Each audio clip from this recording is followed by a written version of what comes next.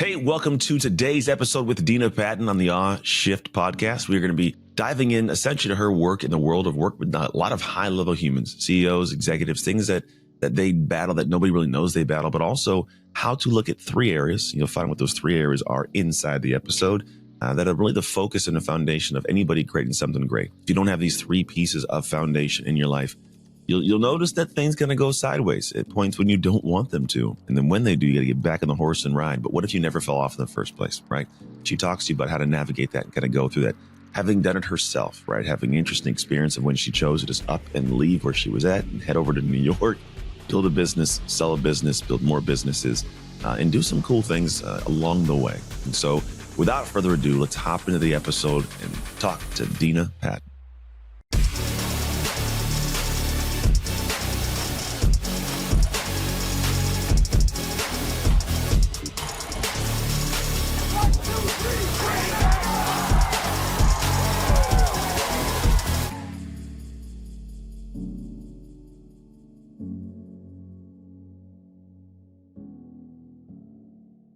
Hello. Welcome to the show. I'm here with Dena Patton. Dena, how are you doing? I am awesome. Thanks for having me on the show. Thank you for being here. Let's dive in. So we can start the conversation anytime we want to or how we want to, but I usually have a single question that I always ask at the beginning. It kind of opens the doors to being a discussion we can flow into. So here's the question. I'm walking around town. I sit down at a coffee shop. I see this beautiful woman sitting next to me. To you, I don't know you. You don't know me, but for some reason, you feel compelled to turn and start talking to me. In your opinion, why should I listen to you? Oh my goodness. Fun question. Why you should listen to me. One, I usually tell really great stories. I've lived a lot of lives and I always have fun, interesting stories. Mm-hmm. But also I'm interested in people's origin stories. I love getting what people tick about, like what makes them excited, what dreams they're working on. I love having those conversations about, who are you? What's your origin story? What are you about? What are the cool dreams that you're pursuing? Those are the conversations that I love having with people. So it's going to be a good time. I like it. That was good. Because I think a lot of us have these, passing in the like ships passing the night, at moments where like we meet people and we kind of press on. And I think those are sometimes some of the better conversations. But I know that those are ones that I think few people like to have nowadays. They don't want to like talk to strangers, which I don't know. My wife's not a big fan of when I do it, but I'll do it in public and it's kind of weird just for her. For me, it's normalized. But I think that's a kind of a cool thing. And I like that you tell stories. I think humans learn from story and experience story. So story's always good, right? Let's figure out your story. So if you don't mind, kind of like go back to the steps that kind of led us to here, we'll call it, of life. And then we'll unpack those as we go through them. The steps that led me to here, oh my gosh, that's a very loaded story. But the short of it is I follow my dreams. I follow my intuition. I stay in my brilliant lanes. When I get off, I love course correcting myself. I'm not scared of failing. So at 21, I was born and raised in Phoenix, Arizona. But at 21, I had a huge dream to move to New York City. And, for me to sell my stuff in my apartment for $2,000 and take that $2,000 and move to New York City with a dream was very normal for me, and really found my way. Started my first business there, a PR and marketing agency specializing in the entertainment world. Yeah, it was a real, I was already in the entertainment world as a professional dancer and actress, and got on the other side of the camera of producing and directing and casting, and really loved it, but didn't see a long-term future. And what I fell in love with was the storytelling. And I was either going to go down the route of like being a writer or PR marketing. And what I loved about PR marketing is you tell people stories out in the world. And, back then there was no internet. It was just purely telling stories on media, in the newspaper, in magazines. And I loved it and sold that business. That first business, we can talk about all day long, self-care when you are a business owner, because I think many people can relate to this. When we build businesses, sometimes we get very tunnel vision and we forget about our wellness. We forget about our relationships. And I had a minor stroke at 27 that very much derailed my life and everything. And I really had to reassess what I was doing with my life, my gifts, and definitely had to take responsibility that I did not have self-care in my life, and was saying yes way too many times to the wrong people, the wrong clients. And I think that's a big lesson. Business owners, we have to take care of ourselves, mind, body, and spirit, and we can't say yes to everybody. I like that. Were there any moments prior to, because I get the idea that I agree nowadays, no is a full sentence for me, right? Are there any moments in time prior to the stroke that like gave you red flags of like, I should slow down? Or was it just that one that kind of woke you up? Did people say something? Because I think there's people running real fast, real hard right now. And maybe they don't need to run into a stroke to get was there anything that popped up to you maybe after the fact you go, you know what, that was a flag I should have paid attention to? Well, there was a ton of red flags looking back. That's the problem, looking back. But it wasn't even, this was 22 years ago. So everybody I ran with, we were all in the hustle and we were all in building our businesses. And it was the beginning of the internet. So that was really exciting. And I ended up, the blessing in it is I actually ended up selling my business to a .com. And I was on that project for a year as a consultant and learned everything about scaling a website and membership. And it was, amazing skill sets for then my future. And then I started this business coaching and training. But sometimes we have to go through the valley and the hard stuff to then come out of it with our lessons. And one of the things, like what you just said, is one of the lessons that I now incorporate with all of my clients. Every client has to have a CEO self-care plan. And that is mind, body, and spirit. You have to be building your mind, body, and spirit along with your business. Because this is what I've seen in 22 years of coaching CEOs and leaders and entrepreneurs, is when you just build your business and you're not building your mind, body, and spirit, your mind, body, and spirit implodes. Gotcha.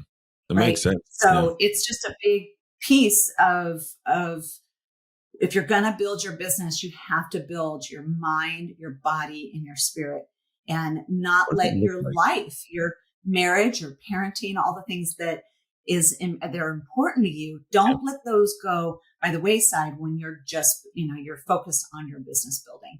So what does that look like? That's the short version of how I got here today. Yeah. I mean, it's short, it's still long though. It's a good chunk of time, right? How does somebody do that? Right. So I get that. I think for me, if I look back in my own life, there's times when I for sure sacrificed things that shouldn't have been in my business early on, like my body, my health, my marriage, right? How does somebody actually step in and pay attention? Because I will say, for me, one of the things that was a hindrance was the ego. I wasn't prepared to admit I wasn't perfect, right? And then from there, you have to step forward and taking care of your mind, body, and spirit. That takes you having to accept that there's work to be done. And not everybody wants to do that either. How does somebody first get past the stage of the ego, especially when you're a leader like that? And then what do those actions look like? Like, what does a day-to-day kind of genuine action look like? Yeah. I think you're right. The ego wants to say, I've got this. I don't need anybody's help. I don't need to be, paying attention to mind, body, and spirit. Like that's woo-woo or fluffy or whatever you want to call it. But, what I have learned is it's the foundation. You have to have some kind of foundation when you're building. If you're building a house, you better have foundation down there or that house is going to crumble, right? So what's your foundation? Your foundation is your mind, body, and spirit. That's the fuel. That's the thing that is the foundation of your business, of your division, if you're a leader of a division. So it's making that mindset shift of that it is crucial. It is crucial. Because as we know, when you're building a business, it's hard. You're going to go ups, downs. You're going to have all kinds of personalities. You're going to have people pulling at you. You're so much responsibility. And if you aren't solid, that mind, body, and spirit isn't solid, I've seen it. I've seen it now. 22 years I've been doing this. I've seen it so many times where people fall apart. They're literally on their last leg. or their marriage is on their last leg. Unfortunately, I get probably a third of my clients come to me reactively, right? After the sickness has happened, the divorce has happened, their life has fallen apart and they need to rebuild. But the other, 2/3 are proactive. They let go of that ego and go, you know what? I need to, it's, what is that saying? Wreck yourself. Better check yourself before you wreck yourself. I'll think of it. There you go. You will wreck yourself if you don't keep that foundation strong as you build your business. So it's important. And so I love the proactiveness. So if I say I want to be proactive about it, say I'm going like, I want to really work on this. What do I do? Like what would be an actual, we'll call it genuine action? Because I mean, for me, if I say I want to work on my body, I can go work out, right? Like I can hit the gym, maybe more flexibility. What does maybe mind and spirit look like in terms of actions? Such a good question. So one, I get this a lot because I'm a system structure person. It can't live in theory. I think most people need a plan, a template. AmazingGreatness.com is my free template. You just download it, you print it out. Mind, body, spirit. Here's the thing that's important. What fuels my mind, my body, my spirit is different than what's going to fuel yours. So what is really important is the first step is to understand, what does that look like for you? For me, my CEO self-care plan has how that template is it's daily, weekly, and monthly things that I am intentionally doing and intentionally scheduling for my mind, body, and spirit. So body, we can sleep. Number one thing every leader needs, sleep, sun, and then movement and exercise. Food, right, is the body. Spirit is, whatever I'm Christian. So all kinds of my prayer and meditation every single day is crucial. 30 minutes a day. That's fueling my spirit, my church time, anything that's fueling and connecting me to God is my spiritual. Whatever your spiritual, what is going to make your spirit strong? Because think about your business in 1 year or 2 years. You have, whatever that looks like. You've tripled it. You've quadrupled it. It's heavy. It's hard. You do not want your spirit to be broken, right? So what is going to be that thing that's going to really give you a strong spirit so that the haters, the judgers, the employees, the investors don't break you spiritually? Right? Is there a way somebody can find out what mentally, I wrote a book called The Greatness Game. Say that again. Is there a way somebody can find out what that, because I agree, like there's certain aspects if you're going to get, heavy broke. Is there a way to find out what that might be for somebody? Because someone go, I want to improve my spirit. I feel the weight of this. How do you know what in your spirit needs some work? Yes. So spiritually, it's different than mental. The mental game, I was just going to say my book is called The Greatness Game, and it's all my mindset methodology and mindset work. So again, your mindset doesn't get broken in this process. We don't want your body to be broken, your mind to be broken, your spirit to be broken. If it spiritually, you feel like you've lost your energy, you've lost your why, you've lost that spirit, your spirit, right? And if you're not religious, it's maybe you have a higher power or nature. You've lost that connection. You've lost that power it used to give you. You got to reconnect that. But I can't do business without God in the middle of my business. I have to, because I support clients all over the world. I speak all over the world. My schedule pulls me apart. I have to hold it together mentally, spiritually, and body-wise, all three of those, right? So all of us need to reflect, what is it for me spiritually? What is it for me mentally? And what is it for me physically that I need on a daily, weekly, monthly basis to be the best CEO, the best leader that I can possibly be? So that's really the question. And then you start to fill out that template. And even if you have just one or two things, start with one or two things. This is not about perfection. It's about really you understanding you at another level. And if you have a $10 million company and you're trying to get to $20 million, trust me, that climb is not just about, oh, more sales. It's about your leadership and who you're being going to a whole new level, right? Because what got you here won't get you there. You have to become a $20 million CEO.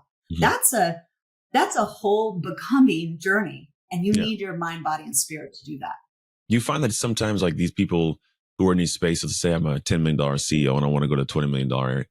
It's like, if I'm unaware of what that looks like and I know my spirit's kind of being tested, does it work to maybe ask people who are there? Is it something where there's a space laid out of like, what, if you're feeling like this means you have to do this? Because I think we all at different levels, right? Maybe you're not a $10 million, maybe you're a $500,000 CEO, right? You want to go to $1 million. It's different what you need at 10 to 20. But I believe that there are some blank, we'll call them, blind spots that people run into and going like, I'm feeling the tension. I'm feeling myself stuck here. My spirit is tired. I'm disconnected from my purpose and why. I don't get up on fire every day the way I used to, maybe. And they got to work on through these things. Is there like because here's the thing, I like to give people like the ability to look at this and go, I can take this from Deena. I can rock and roll and apply this in some way. And obviously they'll hear about your books and more of that kind of stuff, able to kind of work with you directly. But there's going to always be a group of people like myself that can only hear me, can't hire me, right? And so for me, I want to give them those things like, so what's an area that you found is maybe a commonality of an area of a spiritual blockage that you can say, you know what, this might not cover everybody, but like 60% of people, this is what that spiritual block needs help with. Mm-hmm. The spiritual block usually feels very draining. You're, like you said, exhausted, draining, not connected to your why. You feel off, just not connected at all outside of yourself. It gets very heady. It gets very heavy, right? That's all signs that someone is spiritually disconnected to themselves, to their higher power, to their God. Yeah. And, you lose your why, you lose your way.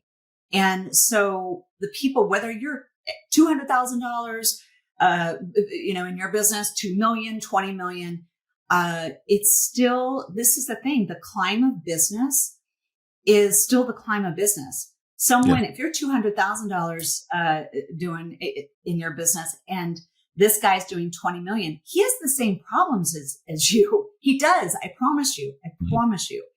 So people lose their way at 20 million. I have probably 4 clients right now in that realm of 20 million to 50 million, where they just feel like they're floating. They're out of body. They're just disconnected. They've kind of become a robot and they just are like, what, who am I? What am I doing? Right. Mm-hmm. That's spiritually disconnected. So what we want to do is connect back to your own faith, your own God, your own higher power, what that looks like. For me, it is getting back into prayer. It's back into the Bible. It's maybe in a Bible study with I love faith-based business groups because we're all there as business owners, but we're also faith-based. So it's a really supportive environment to build your spirit.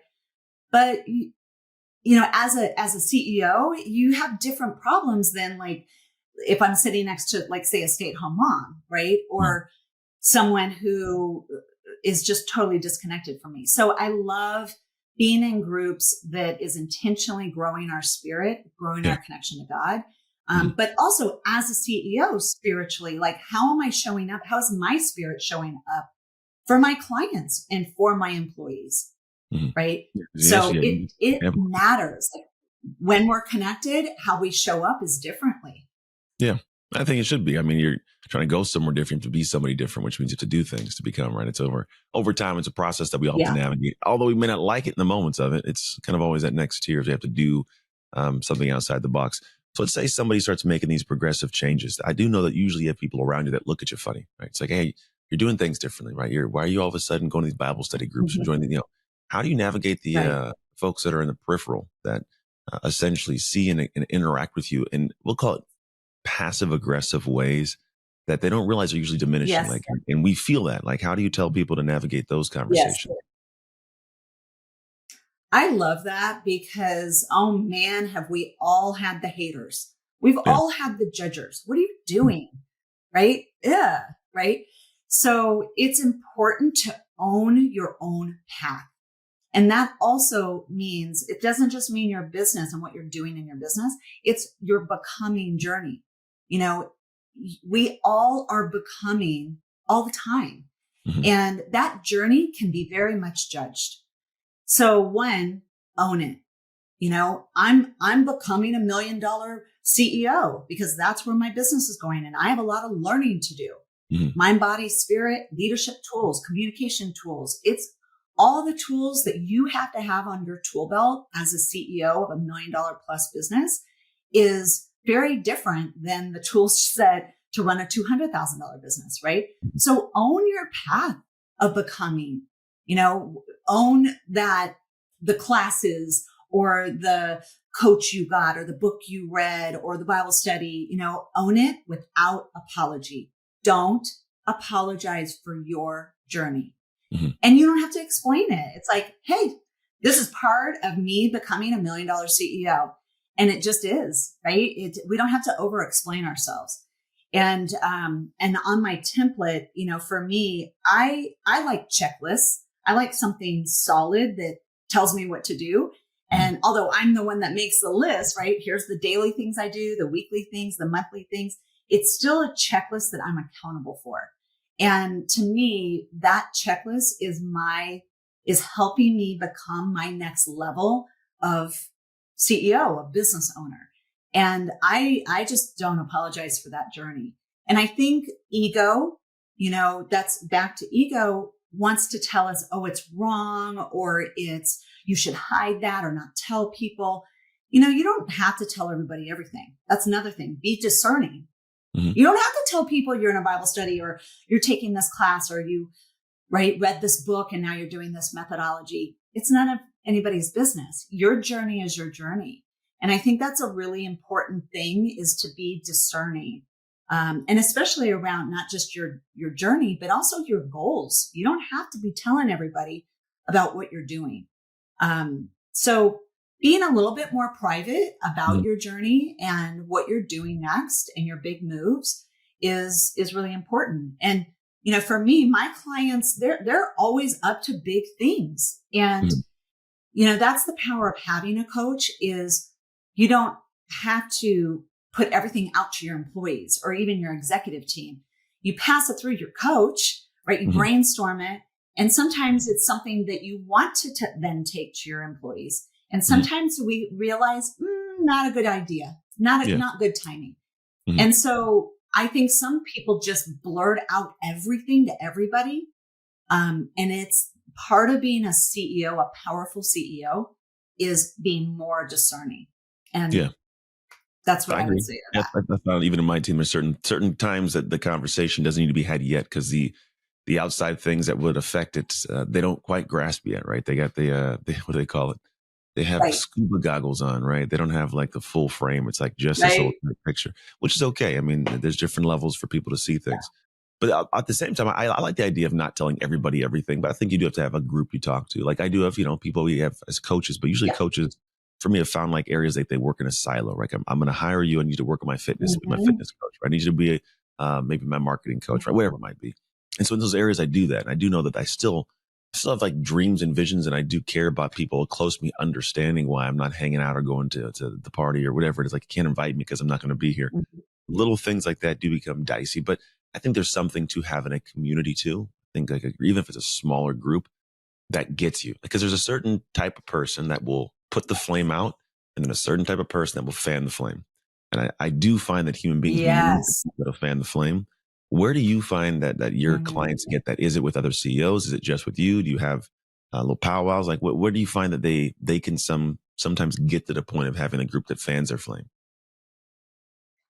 That is such a good discernment, because I think we get into groups and then it becomes habit, and you don't really sit back and see, does this group cheer me on, empower me, help me become better? Or is it just friendships or toxic, negative, right?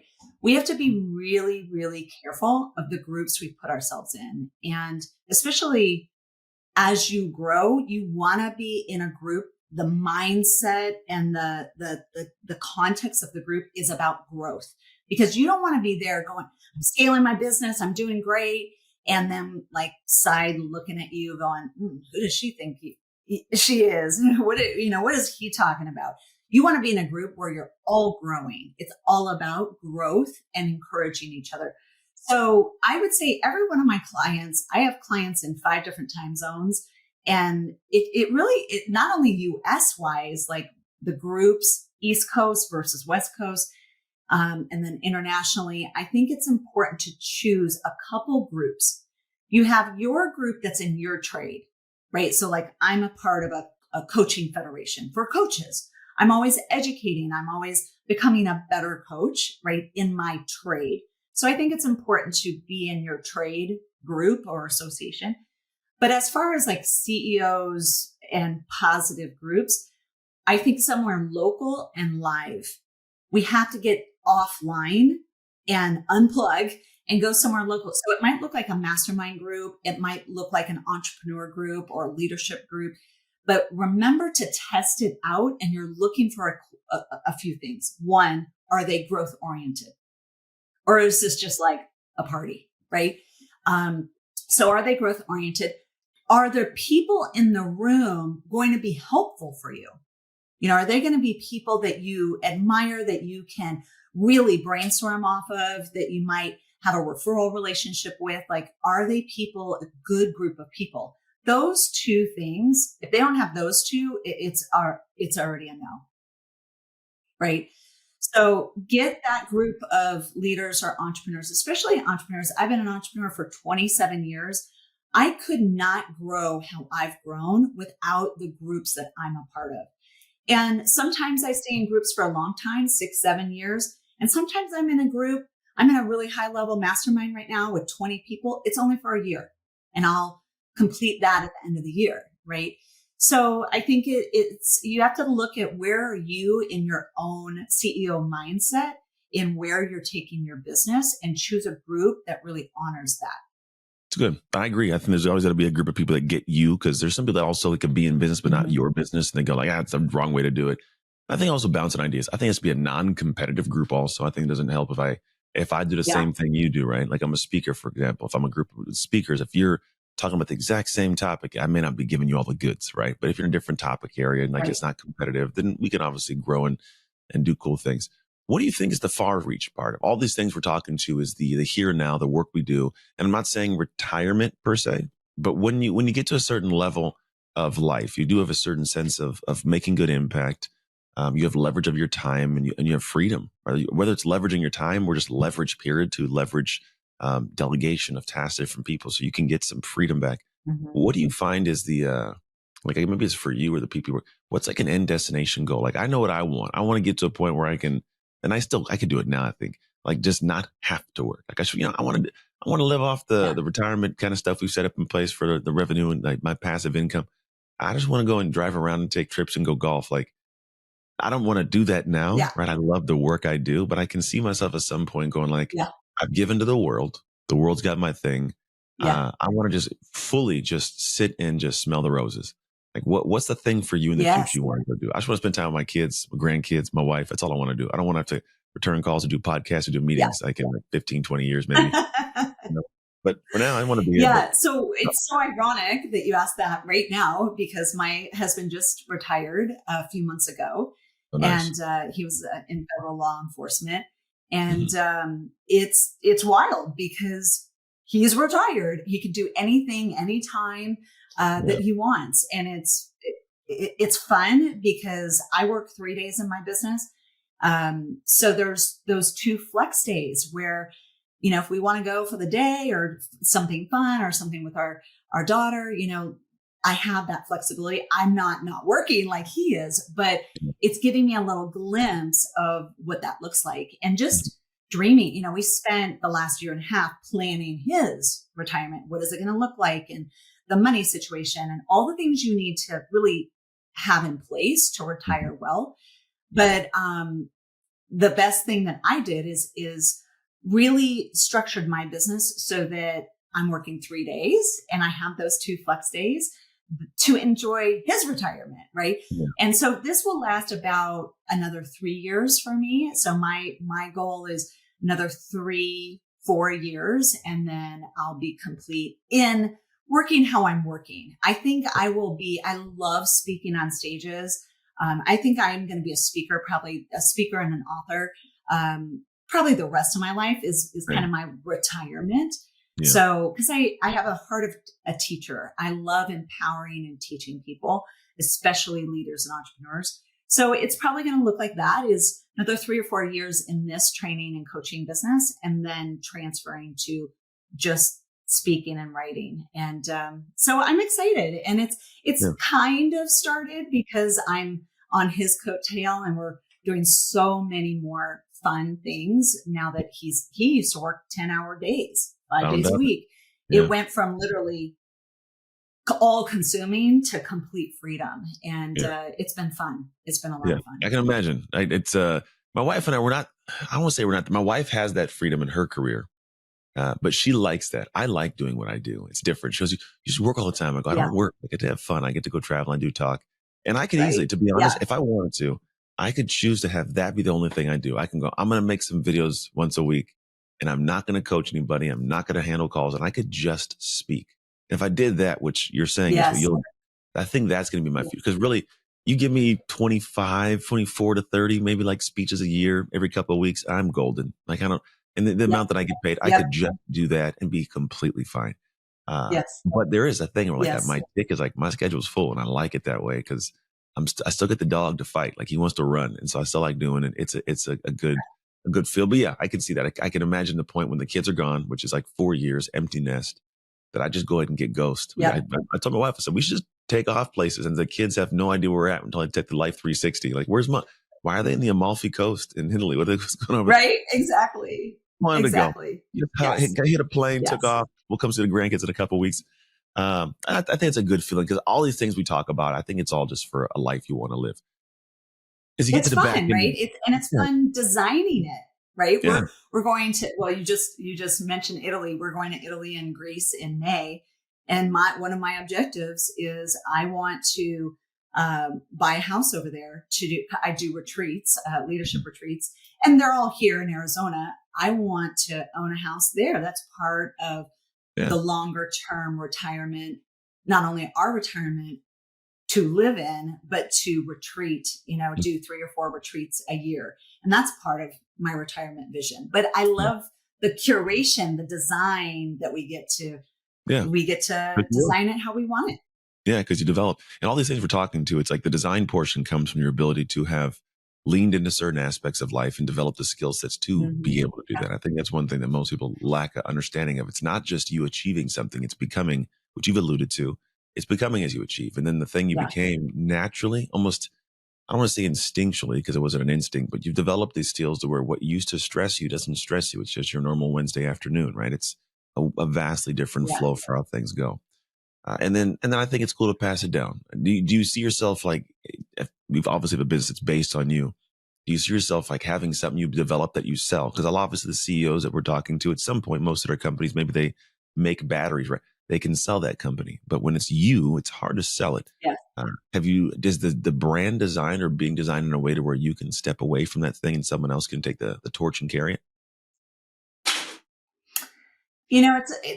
It's a good question around, productizing ourselves. And I think a lot of people have done that in the last few years. You're packaging yourself into programs and evergreen, and you can sell them like crazy. It's something that I have not done. I've not productized my business. I've always been a one-on-one coach, and then I do my retreats, which are my group. So I've never gone down that road.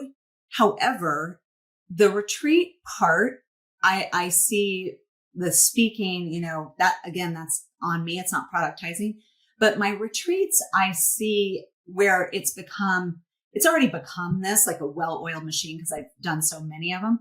But my international ones where I have a team that is producing them.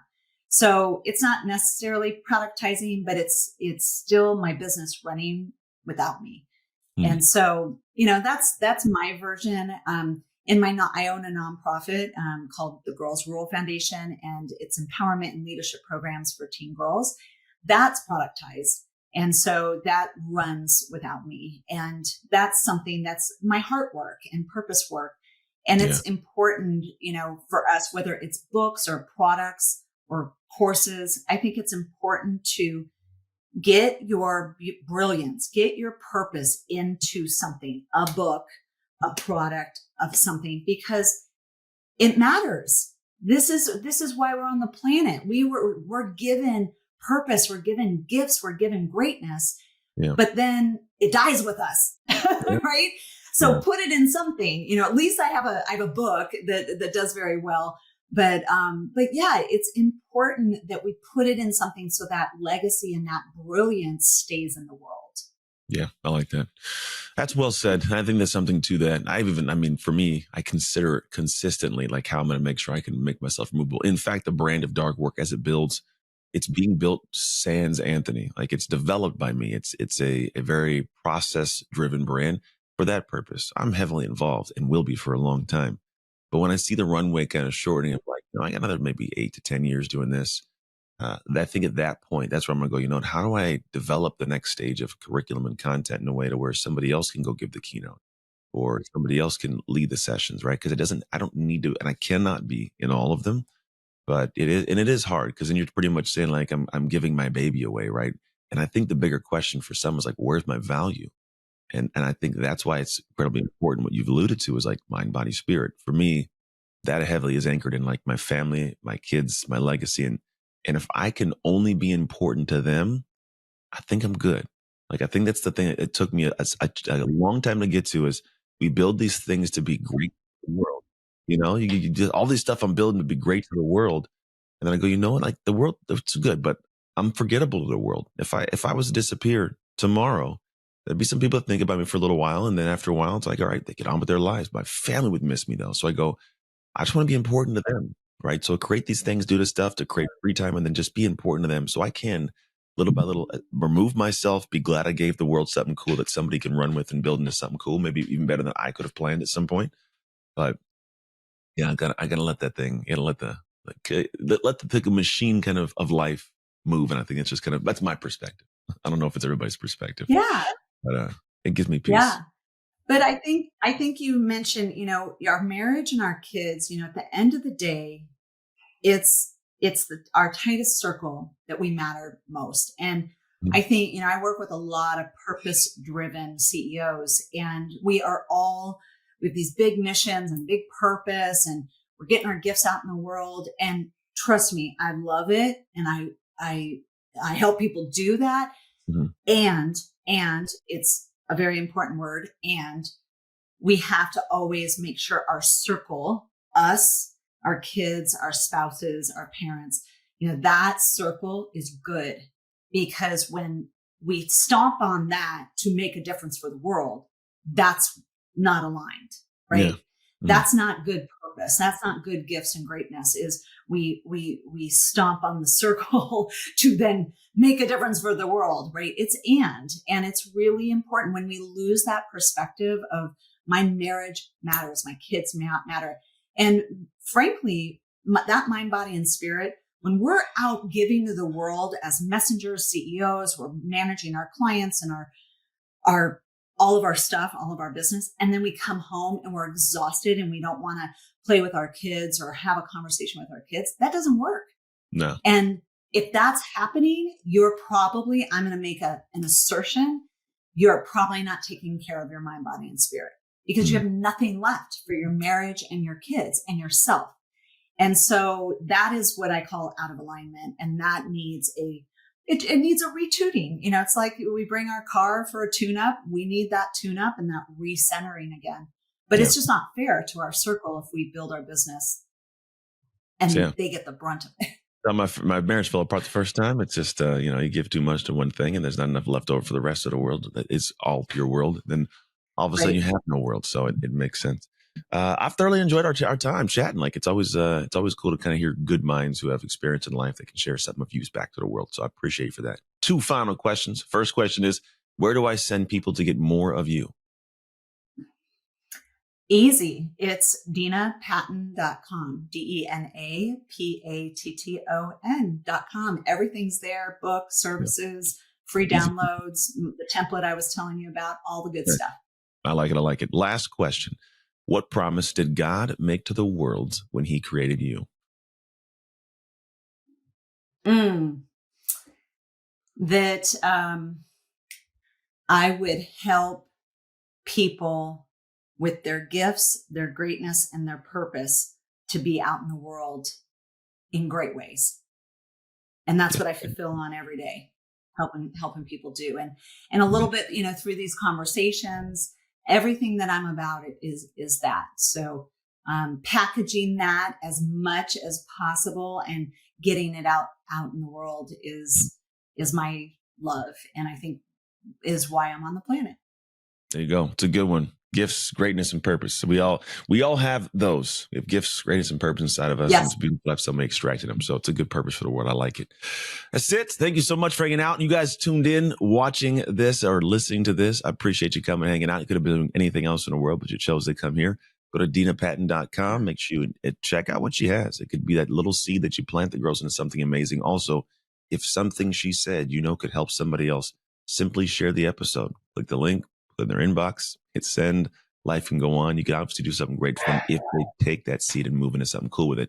And outside of that, as always, make the most of your awe shift moments so you can make shift happen. It's Anthony Trucks and Dena Patton signing off.